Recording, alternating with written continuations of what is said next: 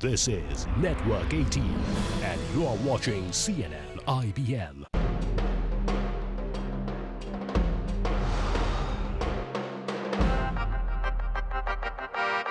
Welcome back to the Citizen Journalist Show. I'm Trupti Rani Mehta. Last week, Milind Murugkar filed a citizen journalist report from Nasik highlighting how farmers in Maharashtra need a change in the inefficient public distribution system. This week, though, he files a report from New York about the successful food stamp system used there.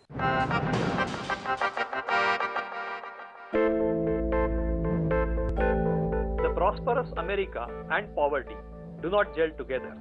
But of course, there are poor in this country too. One of the government programs to address food insecurity is the system of food stamps. It appears that this system helps the poor consumers as well as the farmers. So how exactly does this system work? This is Brooklyn in New York, relatively underdeveloped area of New York. I start out here to find out firsthand how the food stamp system works. The American government directly transfers food subsidy through these stamps. After the recession, 1 in 8 Americans benefit from food stamps. I meet Miguel. He has been using food stamps for last 10 years. As per American standards, his monthly income of $1,600 makes him poor.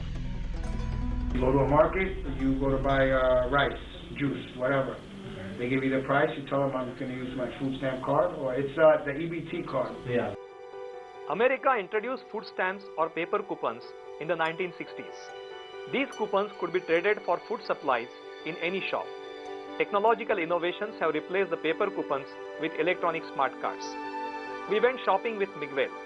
Right at the entrance of the shop, a poster announced acceptance of such cards. Miguel finished shopping. The total amount of purchases was deducted from his card.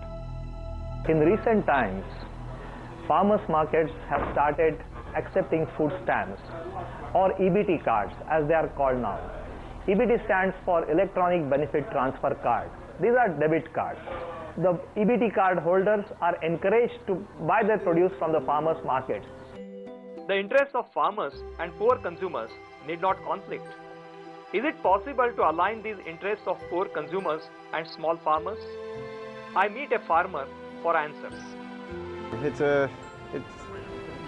For customers, it brings a lot of customers to us that wouldn't normally have come to us. A lot of the lower income communities on the other end of the park, we're seeing a lot more of them with their cards because they can use it here now. Food stamps were introduced to boost the demand of farm produce. More money in the hands of consumers directly creates demand for food grains, vegetables, fruits and milk products. This surely benefits producer-grower-farmer. And this makes the farmer a stakeholder in the demand for increase in food subsidy for the poor.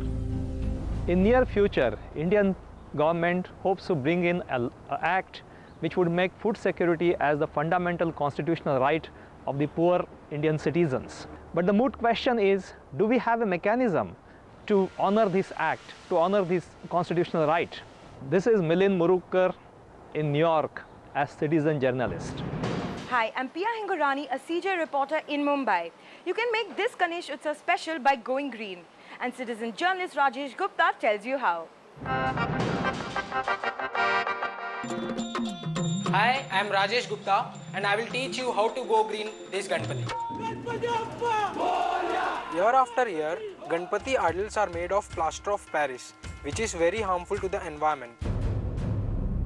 Firstly, when immersed in the water, the idols do not dissolve easily. Secondly, the chemical paints, colors and dyes applied on idols contain poisonous elements which are not only harmful to marine life, but when consumed by humans can lead to cancer. And that's why we, a group of 10 college students, started Recycle Karo. We go from building to building, teaching people how to make eco-friendly idols from clay and paper mache.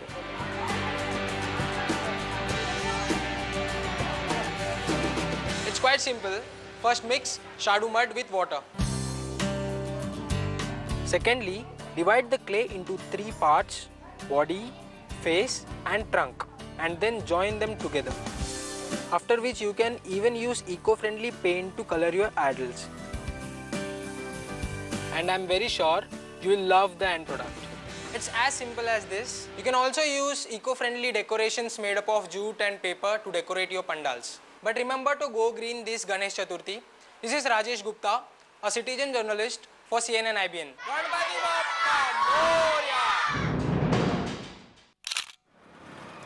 Well, some people will do anything to take a shortcut. You can also be a citizen journalist. Just use your mobile phones to click and share your videos and pictures. Here's what you've sent in this week. CJ Amit Raj from Delhi sends this video of what he calls a shameful nexus between the Delhi Traffic Police and the Blue Line bus mafia. He alleges BRT corridor lights are fixed to make sure that their Blue Line buses cross the signals faster than the competing DTC buses on the same route.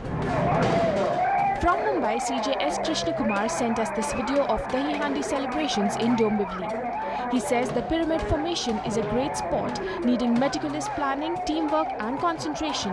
And though many people get injured, nobody seems to mind it. CJ Shripat from Mumbai sends us this video of elephants being forced to beg in Thane. He says that despite PETA's objections, elephants continue to be used for this purpose and made to walk on roads amid blaring horns and traffic.